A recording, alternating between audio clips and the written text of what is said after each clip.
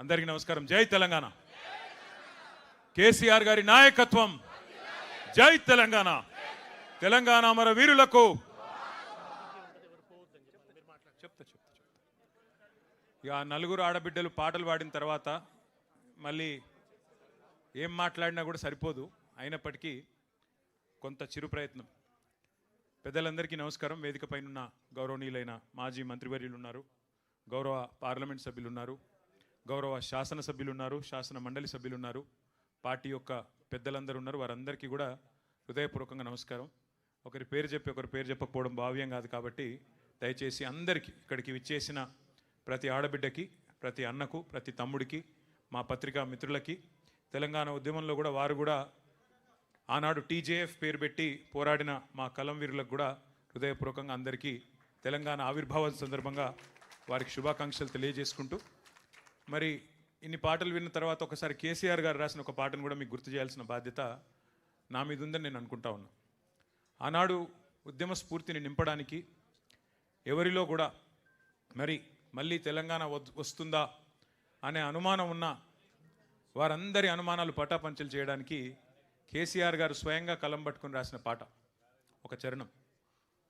సిపాయిల తిరుగుబాటు విఫలం అయ్యిందని, సిపాయిల తిరుగుబాటు విఫలం అయ్యిందని అనుకుంటే వచ్చేదా దేశానికి స్వాతంత్రం, రాజీ లేని పోరాటమే విజయం సాధిస్తుంది, ముమ్మాటికి తెలంగాణ రాష్ట్రం వచ్చి తీరుతుంది. ఇది కేసీఆర్ గారు రాసిన పాట. ఇదెవరో వేరో కవో కళాకారుడో రచయితనో రాసిన పాట కాదు. స్వయంగా కేసీఆర్ గారు తాను కలం బట్టి, ఇది ఒక్కటి కాదు.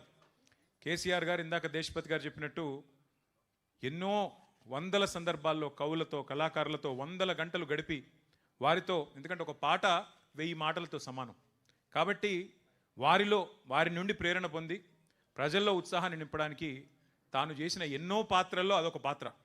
కళాకారుడిగా, కవిగా, రచయితగా కేసీఆర్ గారు ఎన్ని అద్వితీయమైన పాత్రలు పోషించినారో ఆ 14 ఏళ్ల ఉద్యమ ప్రస్థానంలో మీ అందరికీ తెలుసు.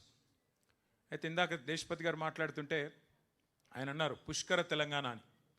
మరి పుష్కర తెలంగాణ ఇవాళ ముష్కరుల పాలైంది. పుష్కర తెలంగాణ దురదృష్టవశాత్తు ముష్కరుల పాలైంది.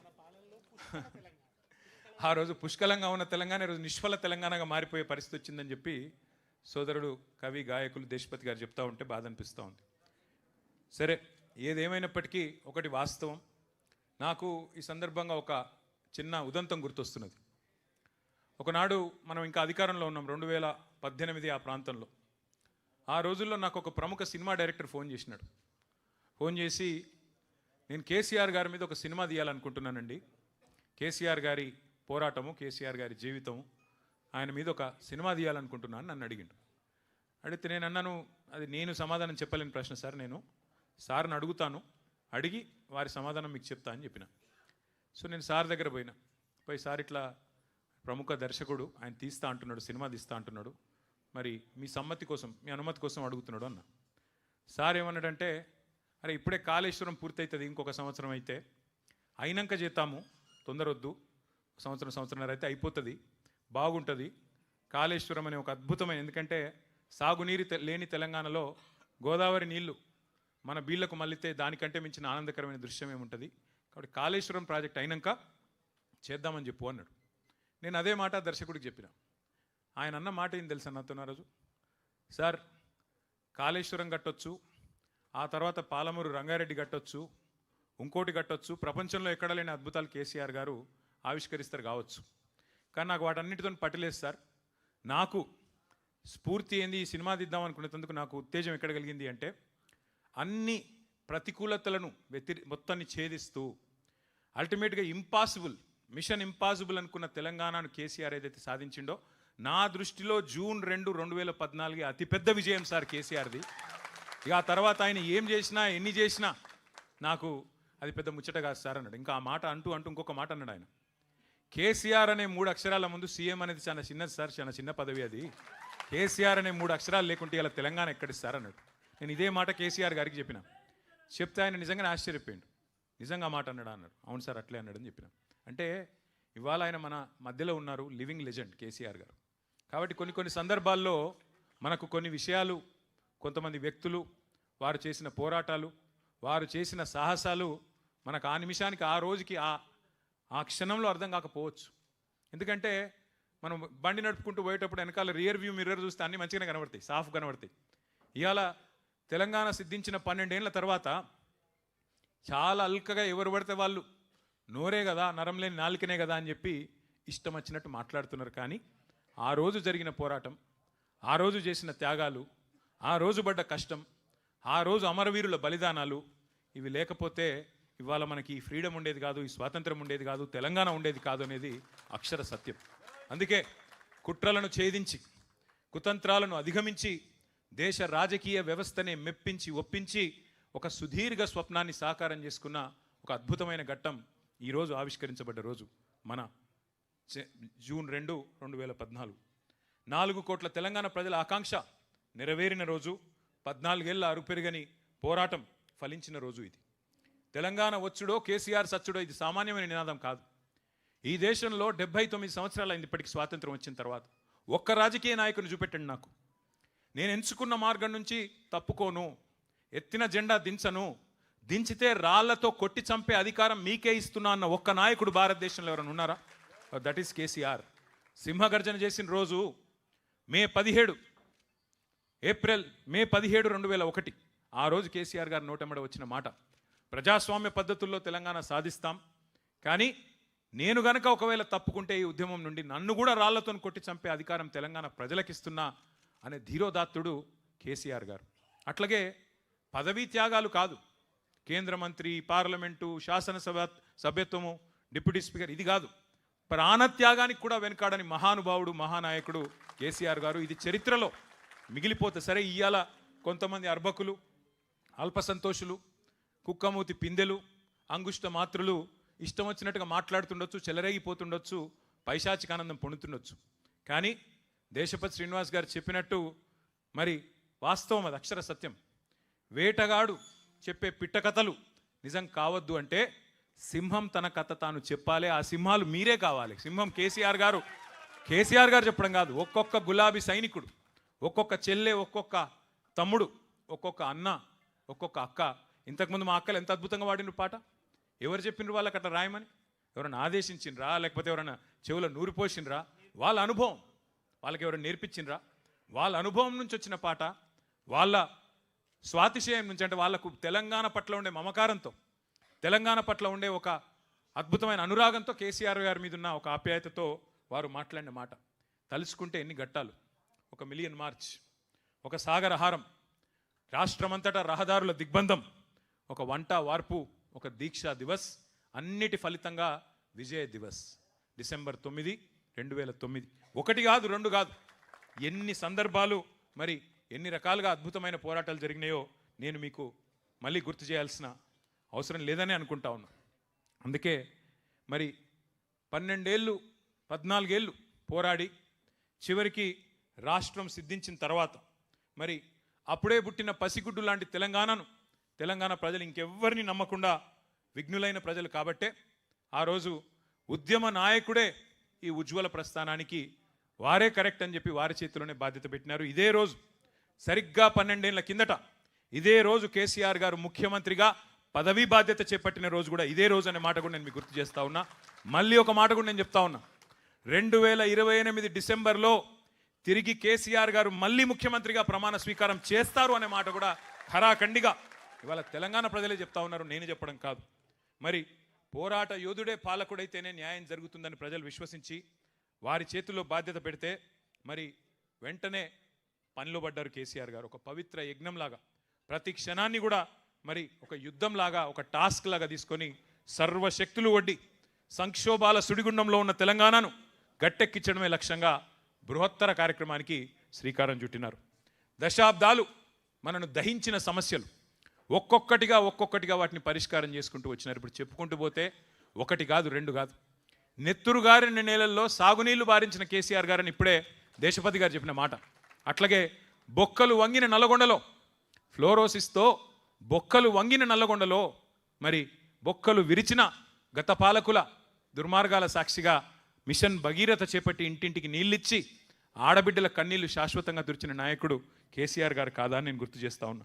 అరకొర సంక్షేమంతో 200 రూపాయల పెన్షన్ ఇచ్చి ఇయ్యనట్టుగా ఉండే ఒక పరిస్థితి నుంచి 2,000 రూపాయల పెన్షన్లు ఇచ్చి కడుపు నిండా బువ్వబెట్టి మన పిల్లలకు సన్నబియ్యంతో హాస్టళ్లలో బువ్వబెట్టి 6.5 లక్షల మంది పిల్లలను చదివించుకున్న ఒక విజ్ఞాన తెలంగాణగా మార్చే ప్రయత్నం కేసీఆర్ గారు చేసినారు. అట్లాగే హైదరాబాద్ మినహా 9 జిల్లాలు వెనుకబడ్డ జిల్లాలుగా ఉండేది ఆనాడు, అప్పుడున్న 9 జిల్లాలు. మరి అన్నమో రామచంద్ర అన్న రాష్ట్రాన్ని దేశానికి అన్నపూర్ణగా తీర్చి పంజాబును హర్యానాను తలదన్ని వరిధాన్యం ఉత్పత్తిలో నెంబర్ 1 చేసింది కేసీఆర్ గారి నాయకత్వం కాదా? ఒక్కసారి గుర్తు చేసుకోమని కోరుతా ఉన్నా. ఆనాడు పంకా తిరగది ఎండాకాలం వస్తే, ఏ అపార్ట్మెంట్కి పోయినా డీజిల్ గబ్బు, ఏ చిన్న జిరాక్స్ సెంటర్కి పోయినా ఇన్వర్టర్ లేని దుకాణం లేని పరిస్థితి. అట్లాంటి పరిస్థితి నుంచి 24 గంటల కరెంటు ప్రతి వర్గానికి, రైతులతో సహా ప్రతి వర్గానికి ఇచ్చిన ఒకే ఒక్క నాయకుడు భారతదేశంలో, ఉచితంగా వ్యవసాయానికి 24 గంటల విద్యుత్ ఇచ్చిన నాయకుడు కేసీఆర్ గారు కాదా? ఒక్కసారి గుర్తు చేసుకోండి.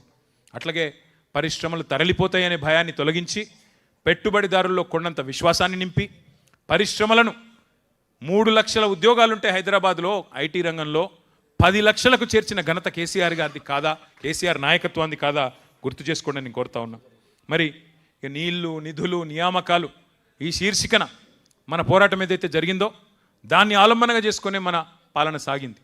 నీళ్లు, ప్రతి నీటి బొట్టును వడిసిపట్టి బీళ్లుగా ఉన్న తెలంగాణ పొలాలకు మళ్ళిచ్చింది కేసీఆర్. ఇంటింటికి నల్లాలు పెట్టి ఆ నీటి చుక్కలో మరి మా ఆడబిడ్డల కన్నీళ్లు తుడిచింది కేసీఆర్. అట్లాగే నిధుల విషయంలో మన ప్రాంతంలో ఉత్పత్తి అయ్యే సంపద ఇక్కడే ఖర్చు అవుతుంది అని చెప్పి ఆనాడు నినదించి ఉద్యమం చేసి అల్టిమేట్గా రాష్ట్రం సిద్ధించిన తర్వాత తలసరి ఆదాయంలో కర్ణాటకను, గుజరాత్ను, మహారాష్ట్రను అన్నిటినీ తలదాన్ని అగ్రభాగాన భారతదేశంలో నెంబర్ 1 స్టేట్ తలసరి ఆదాయంలో చేసింది కేసీఆర్. అట్లాగే నియామకాల విషయానికి వస్తే ఇవాళ మాట్లాడుతున్న అర్భకులకు నేను చెప్పదలుచుకున్నా, 10 ఏళ్లలో 1,65,000 ఉద్యోగాల భర్తీతో పాటు 2.32 లక్షల ఉద్యోగాల భర్తీకి రంగం సిద్ధం చేసిండు కేసీఆర్. భారతదేశంలో ఎక్కడ ఇంత పెద్ద ఎత్తున మరి ఆనాడు నియామకాలు జరగలేదు.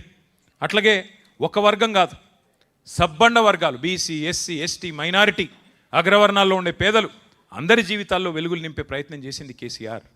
ఆసరా పెన్షన్ల నుంచి అమ్మఒడి దాకా సంక్షేమంలో ఒక మానవీయ కోణాన్ని, మానవతకు మారుపేరుగా కేసీఆర్ గారిని పరిచయం చేసింది ఆ 10 ఏళ్ల పాలన.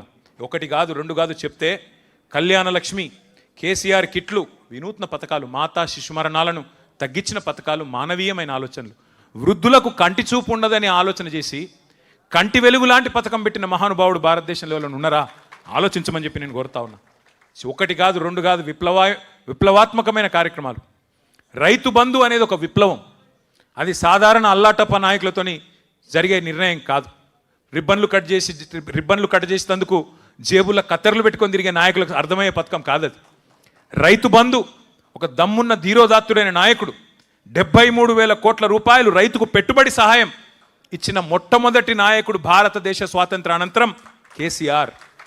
భూమి శిస్తును రద్దు చేసి, నీటి తీరువాను రద్దు చేసి, పేదవాడికి ముఖ్యంగా తెలంగాణ రైతుకు వెన్నుముకగా, నిటారుగా నిలబడే విధంగా వారికి వెన్నుముకనాగా అండగా నిలబడ్డది, చేతిలో కర్రలాగా ఆసరాగా నిలబడ్డది కేసీఆర్. అట్లాంటి కేసీఆర్ గారిని సరే రకరకాలుగా బదనాం చేసి, ఇష్టం వచ్చిన చిల్లర ప్రచారాలు చేసి, ఇష్టం వచ్చిన తీరులో విష ప్రచారాలు చేసి, రకరకాల చండాలపు మాటలు మాట్లాడి, ఆయన ఒక 150 గదులుండ ఒక భవనం కట్టుకున్నాడు, బంగారు భవనం కట్టుకున్నాడు, అందులో బంగారు కమోడులు ఉన్నాయి అని చెప్పి చిల్లర మల్లర మాటలు మాట్లాడి ప్రజల నెత్తి నిండా మరి ఇదిగో పులి అంటే అదిగో తోక అనే ప్రపంచం మనది, ఏంది అనేది కూడా ఆలోచన లేకుండా మరి నెత్తి నిండా ఇట్లాంటి అబద్ధాలతో, యూట్యూబ్ ప్రచారాలతో విషం నింపి, అబద్ధాలు చెప్పి, చివరికి అవే అబద్ధాలను డిక్లరేషన్ల రూపంలో, అవే అబద్ధాలను 420 హామీల రూపంలో అడ్డమైన మాటలన్నీ చెప్పి చివరికి మరి గద్దెనెక్కింది కాంగ్రెస్ పార్టీ, కాంగ్రెస్ ప్రభుత్వం. అబద్ధాలు, అభూత కల్పనలు, విష ప్రచారాలతో తెలంగాణ రాజకీయాలను కలుషితం చేసింది కాంగ్రెస్ పార్టీ. దేశమంతా వదిలించుకున్న దరిద్రం కాంగ్రెస్. ఆ దరిద్రాన్ని తెచ్చి తిరిగి ఈ విష ప్రచారాల వల్ల నెత్తిన రుద్దుకున్నారు పాపం అమాయకులైన మన సోదరులు, సోదరిమణులు.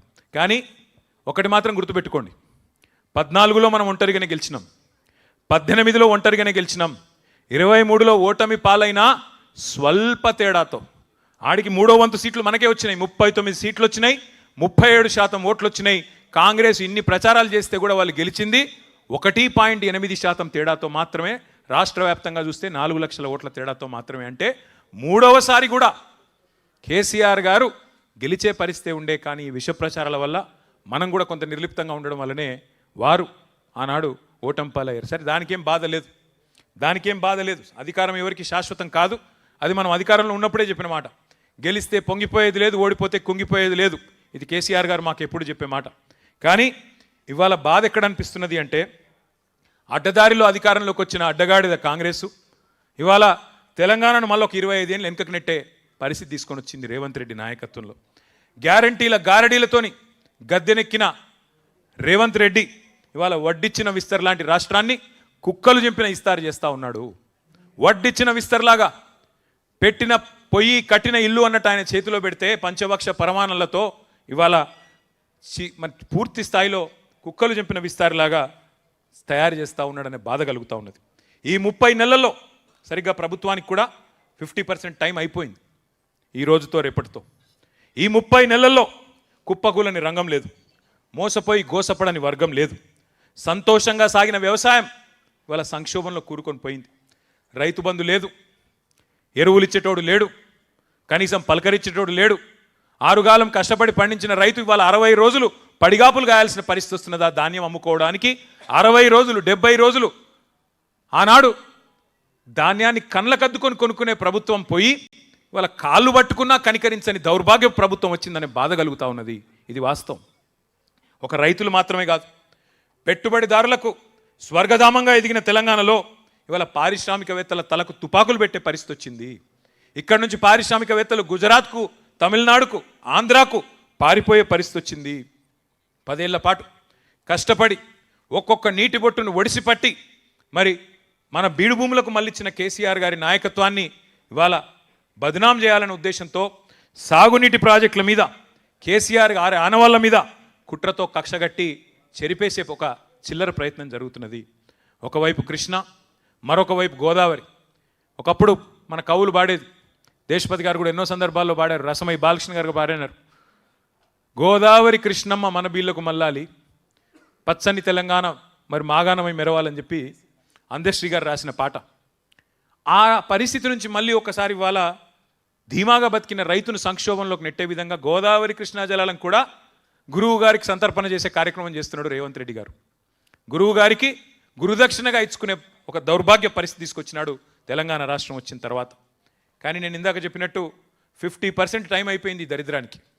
ఇంకా మిగిలింది కేవలం 18 నెలలు మాత్రమే. చివరి సంవత్సరం రేవంత్ రెడ్డిని కూర్చున్న కుక్క కూడా లేవదు, ఆయనకు కూర్చున్న కుక్క కూడా లేసి సల్యూట్ కొట్టది. మిగిలింది 18 నెలలే.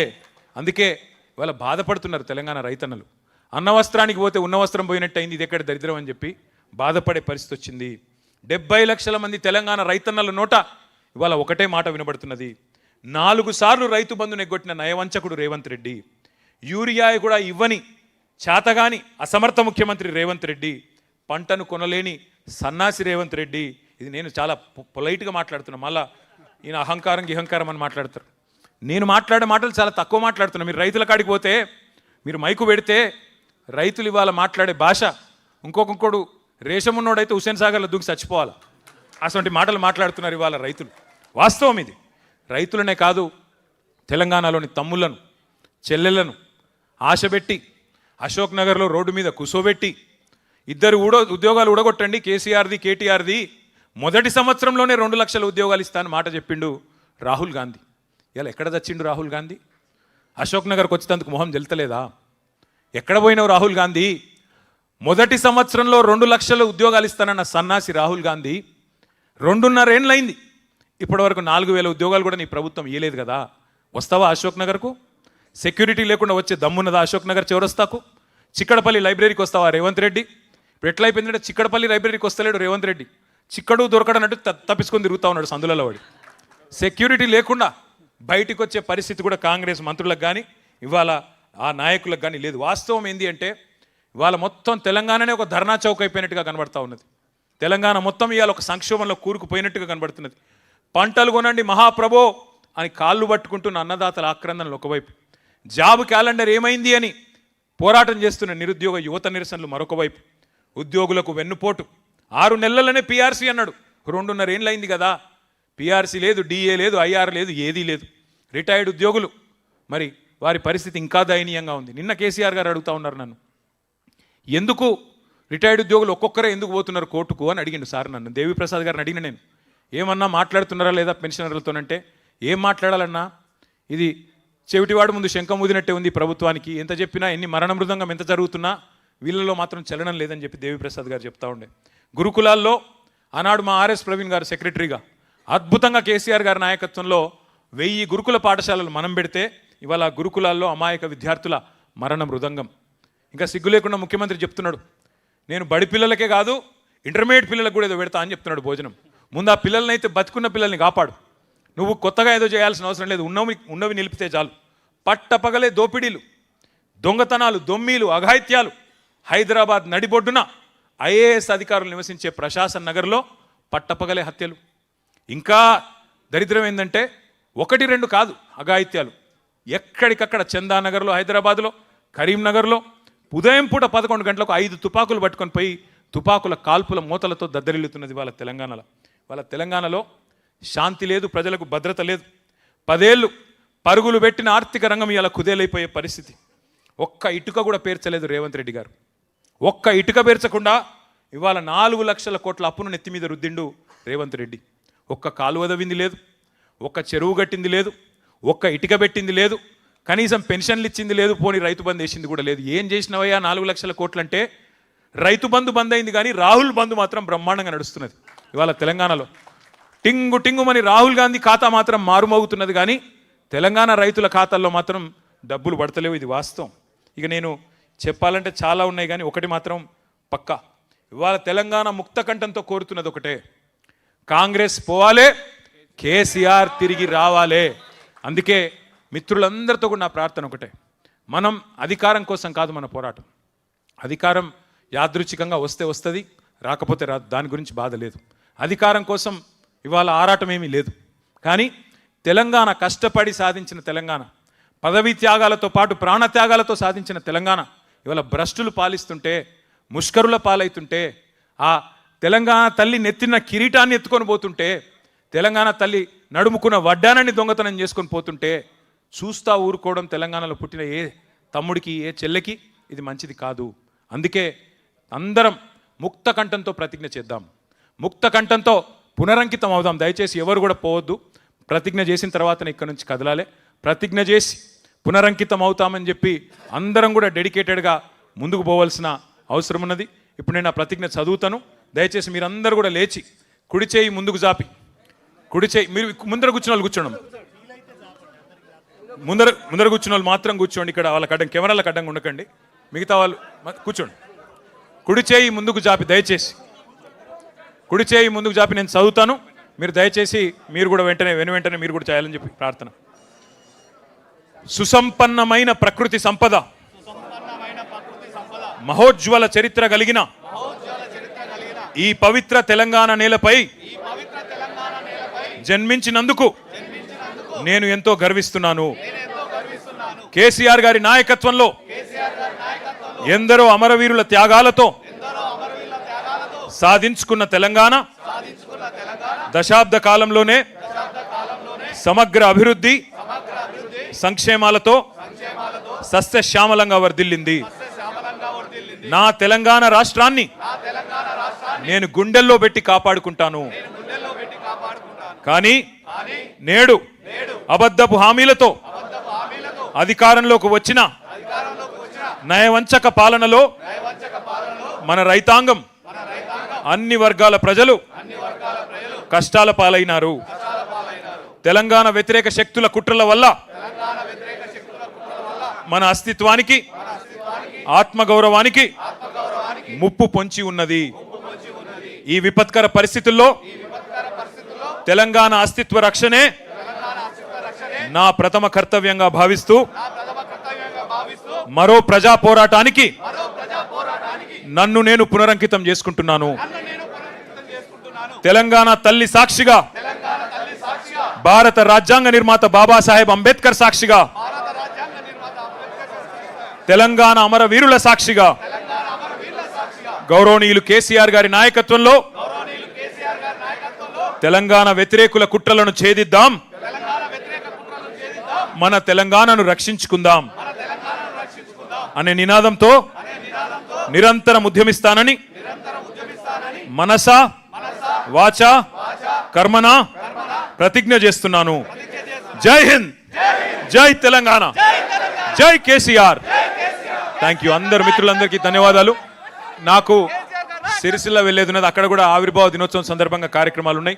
కాబట్టి దయచేసి నాకు పర్మిషన్ ఇవ్వాల్సిందిగా కోరుతూ ఈరోజు ఈ కార్యక్రమాన్ని అద్భుతంగా నిర్వహించిన మా సోదరుడు కవి గాయకులు శాసన మండలి సభ్యులు దేశపతి శ్రీనివాస్ గారికి హృదయపూర్వకంగా గట్టిగా చప్పట్లతో అభినందనలు చెప్పాలని కోరుతూ అందరికీ స్నాక్స్ కూడా ఏర్పాటు చేశారు. దయచేసి అందరూ కూడా అల్పాహారం ఆరగించి వెళ్ళాలని చెప్పి హృదయపూర్వకంగా కోరుతా ఉన్నాం. తెలంగాణ ఆవిర్భావ దినోత్సవ సందర్భంగా వేడుకలకు వచ్చేసినటువంటి అందరికీ నమస్కారాలు తెలియజేస్తూ ధన్యవాదాలు తెలియజేస్తూ స్నాక్స్ ఉన్నవి, అందరూ కూడా వచ్చిన అతిథులందరూ స్నాక్స్ తీసుకొని వెళ్ళాల్సిందిగా కోరుతా ఉన్నా.